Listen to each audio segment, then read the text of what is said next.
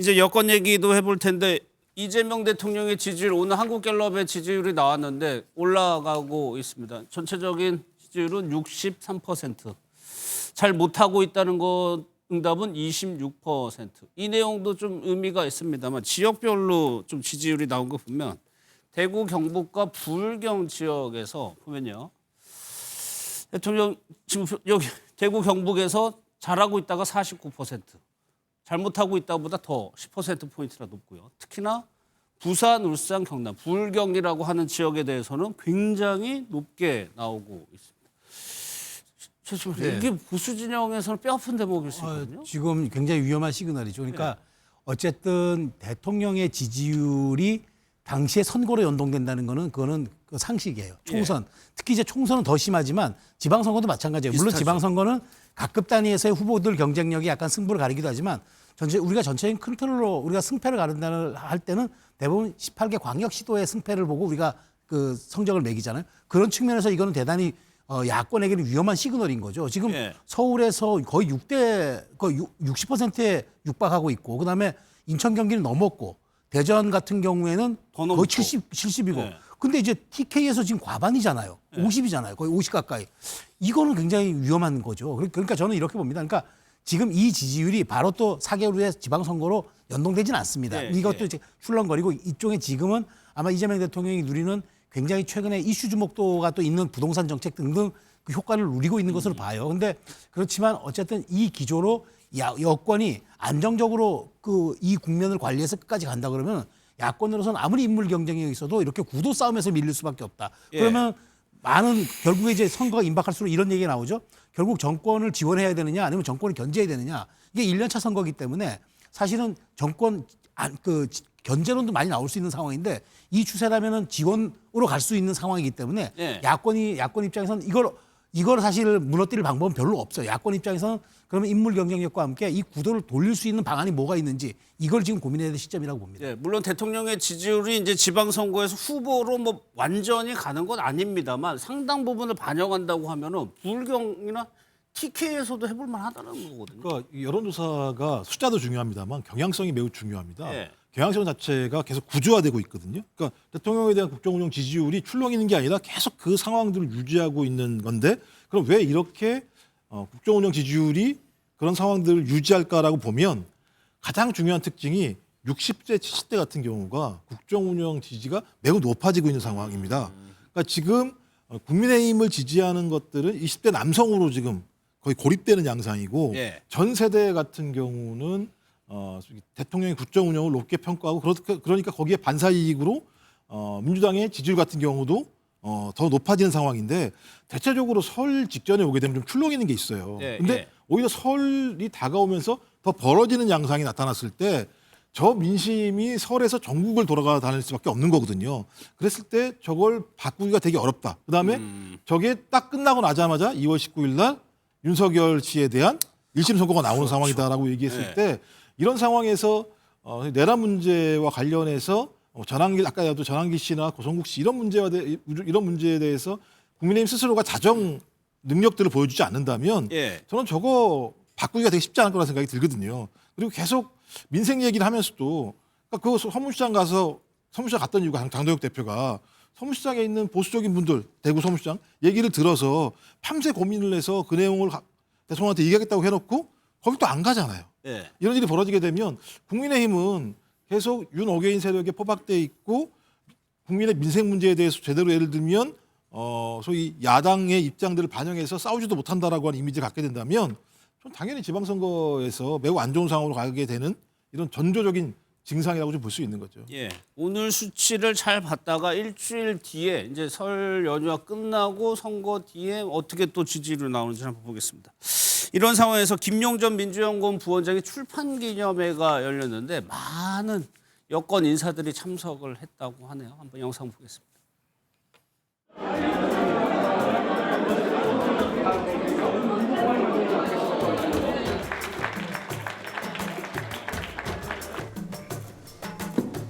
네.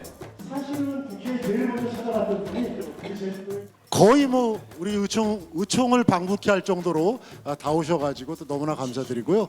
한 6개월 동안 뭐 결과를 내지 않고 있는데 저는 뭐 그렇다고 전혀 개의치 않습니다. 진실이 멀리 가지 않을 것이고. 김영정 부원장 말대로 의총을 방불케 할 정도로 많은 여권 인사들이 가서 참 우문이긴 한데 왜 이렇게 많이 가는 겁니까? 출판 기념회를 한 장소가 예.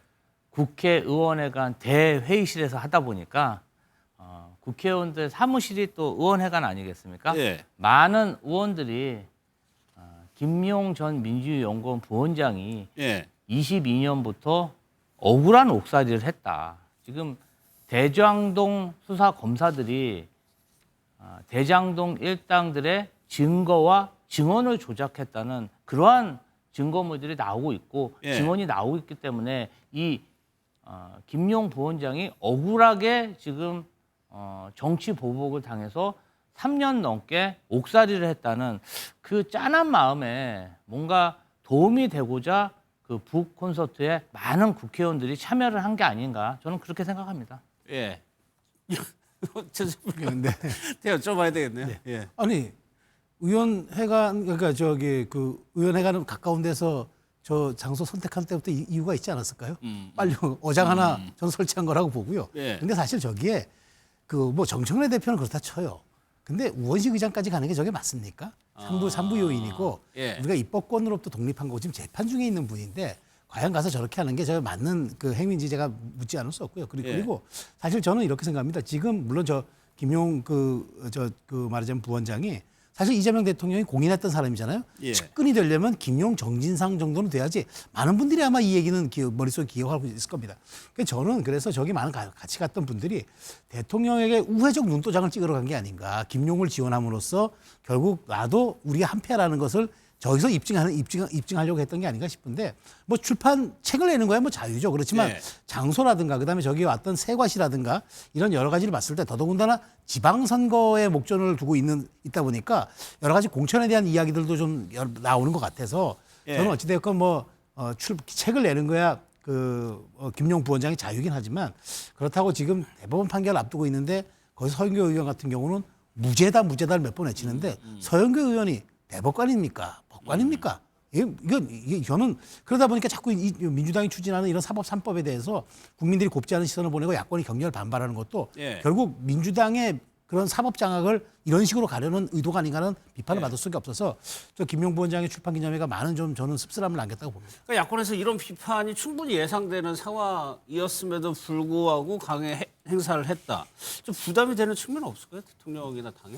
제가 볼 때 대통령이 예를 들면 저렇게 행사를 했을 때 저기 가서 얼굴을 보인다고 해서 그 사람들이 덕을 보지를 않아요. 실제적으로. 네. 뭐 덕을 본다면 말씀하시던 것처럼 와 김용이라는 최측근이 출판 기념회를 하는데 내가 가서 얼굴 비치고 TV 화면에 나오면 내가 도움이 되겠지? 라고 제가 볼 때 도움받은 경우를 제가 옆에 더 잘 아시겠지만 저는 잘 본 적이 없는 상황이에요. 제가 볼 때 가장 중요하게는 실제적으로 굉장히 예를 들면 빚을 지고 있다는 생각도 많이 해요. 그러니까 김용 그 부원장 같은 경우는 죄가 없는데 그 기간 동안 원래대로라면 대통령이 되고 나면 가장 빚을 발아야 될 사람인데 실제 좀 재판을 받고 있는 상황이지 않습니까? 예. 그리고 예를 들면 이제 무죄를 왜 주장하느냐? 근데 무죄 주장할 수 있죠. 여러 가지 정황들 내용을 보게 되면 실제로 검찰이 상당히 사건을 조작하고 왜곡한 측면도 꽤 있었고 이 사건뿐만 아니라 대장동 위례신도시 1심에서 무죄가 나왔었고 그러니까 그 기간 동안 상당히 고생을 했다. 고생을 했는데 국회의원 우리들이 많이 도와주지 못해서 미안했다라는 생각에 좀 많이 온 측면들이 있는 것 같고요. 전 뭐 저것 가지고 뭐라고 할 게 아니다. 저렇게 와서 예. 행사를 했는데 저 행사 과정에서 뭐 김용 부원장이 자기가 대통령의 최측근이라는 걸 과시했다거나 예. 아니 발언에 문제가 있었다거나 그런 게 아니라 본인이 살아왔던 과정에 대해서 출판 기념회를 통해서 설명하는 부분이 있으니까 저는 그 정도로 이해하시면 될 거라 생각이 들고 근데 만약에 앞으로 본인이 그런 위치를 이용해서 부당한 행위를 하거나 부당한 발언을 한다면 그때 저희가 비판할 수 있을지 모르겠습니다만 저 내용 가지고 저희가 뭐라고 얘기할 수 있을지 잘 모르겠어요. 뭐라고 얘기할 만한 게 있어요. 왜냐하면 저는 사실 이분이 이제 항소심에서 법정 구속됐잖아요. 8억 7천만 원을 정치자금을 받았는데 그 명목이 뭐냐면 대선 경선 자금이에요. 대선 경선 자금으로 20억을 요구해서 그중에 8억 7천을 받았는데 인정된 건 6억이 인정된 거예요. 예. 그러면 나머지 뭐 본인이 7천만 원 뇌물 받은 건 별도로 하더라도 이 판결문에 보면 이재명 대통령 이름이 많이 나와요. 그래서 이 범죄 성격 때문에 저렇게 몰려드는 게 아닌가 싶은 거예요. 그러니까 이 진보 진영에서 보면 이분이 뭐 총 떼맨 거 아니냐라는 그런 시각이 있을 수 있는 거예요. 그러니까 저렇게 당당하게 의원회관에서 국회의장까지 와가지고 아니 곧 있으면 대법원에 판결이 나오는데 지금 보석 중이거든요. 근데 정치자금, 대선 경선자금 받고 뇌물 받은 분이에요. 예. 5년을 실형 5년을 받았습니다.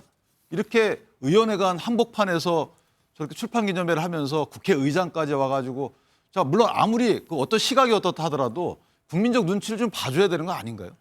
예. 본인이 어떤 거라 하더라도 무죄가 나올 가능성이 있기는 그렇다 하더라도 현재 시점에서 보면 아 이렇게 하면 안 되는 거 아닌가라는 생각이 들어요.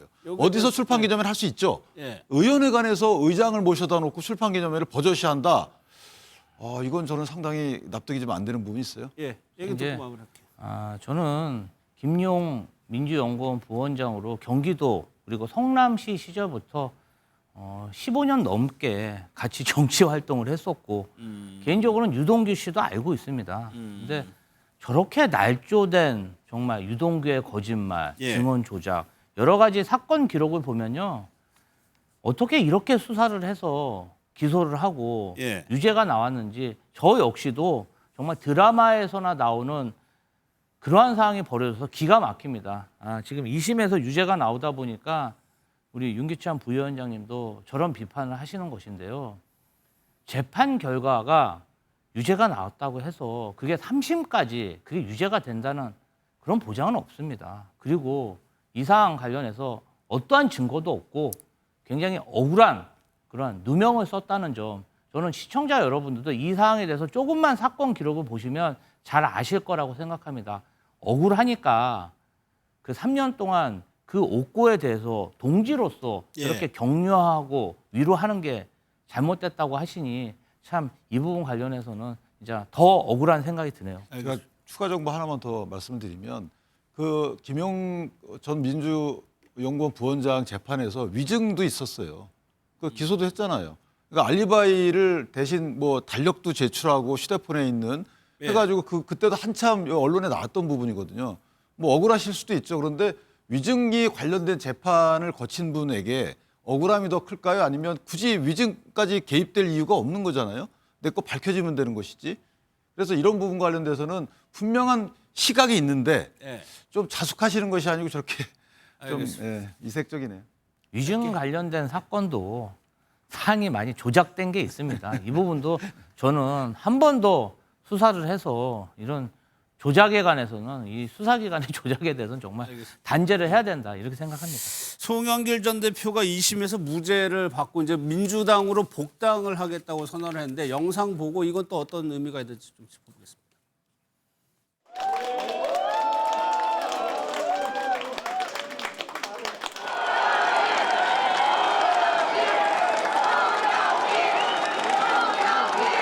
판결문을 듣고 있는 내내 가슴이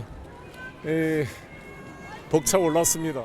저는 파리 기자회견에서 말씀드린 것처럼 깨끗하게 정리했으니까 민주당으로 다시 돌아가겠습니다. 저를 그동안 지켜준 소나무당 당원 동지들께 감사를 드리고 당원들의 뜻을 모아 소나무당을 해체하고 저는 개별적으로 입당하겠습니다. 그거 하나만 좀 여쭤보겠습니다. 송영길 대표라고 하면 기억나는 게 본인의 지역구에 이재명 대통령이 나가서 당선이 됐었죠. 어떻게 그 관계가 최근에 민주당의 흐름으로 보면은 이른바 친명이란 흐름이 더 강해지는 거 아니냐는 해석은 어떻게 보세요? 아니 뭐 이재명 대통령의 집권 여당이라고 하면 대부분 다 대통령의 국정 운영을 뒷받침해 주는 게 맞는 거죠. 근데 예. 이제 언론이나 국민의힘 같은 경우는 당내에 분란이 있는 것처럼 서로 이렇게 구분해서 갈라치기를 하는 측면들이 있는 것 같은데요. 일단 송영길 전 대표 같은 경우는 이 김용 부원장처럼 좀 빚이 많이 있습니다. 더 아시겠습니다만 그 선거 때 머리 뒤에 테러 당해가지고 예. 그 고생을 하면서 이재명 대통령을 위해서 열심히 선거운동을 했던 것이 있었었고 그 이후에 말씀하신 지금 저 사건 때문에 1심에서는 유죄가 나왔습니다만 2심에서는 무죄가 나온 측면이 있었는데 저분과 관련해서도 마찬가지입니다만 그 아마 한동훈 전 대표가 이 부분에 대해서는 좀 책임을 질 필요가 있을 것 같아요. 그 당시 법무부 장관 하면서 국회에 있으면서 예를 들면 돈봉투 뭐 부스럭 이런 얘기하고 막 이랬던 측면들이 분명히 있었기 때문에 예. 저는 저 사건도 마찬가지입니다만 윤석열 정부 하에서 저희 검찰에 의해서 과도한 어떤 기소, 과도한 수사가 벌어졌고 그 결과가 법원에 의해서 무죄로 판명이 됐기 때문에 본인이 무죄가 나오면 예. 당으로 복귀하겠다고 얘기를 했었거든요. 당연히 그런 무죄가 나왔으니 뭐 최종심이 아직 대법원 최종심이 남아 있긴 합니다만 2심에서 무죄가 나왔으면 최종심에서도 무죄가 나올 가능성이 매우 높기 때문에 본인의 약속대로 돌아와야 되는 것이고 저는 민주당도 당연히 아무런 죄가 없는 사람이었는데 당을 위해서 탈당을 했던 거 아니겠습니까? 예. 그렇다면 돌아오는 과정들은 당연한 거기 때문에 좀 시간이 지나면 지날수록 윤석열 정부의 검찰 수사의 무모함들이 확인되는 거고 그 결과 무죄가 되면서 좀 민주당 같은 경우는 외연이 넓어지는 상황으로 가고 있다 이렇게 보시면 될 것 같습니다. 알겠습니다.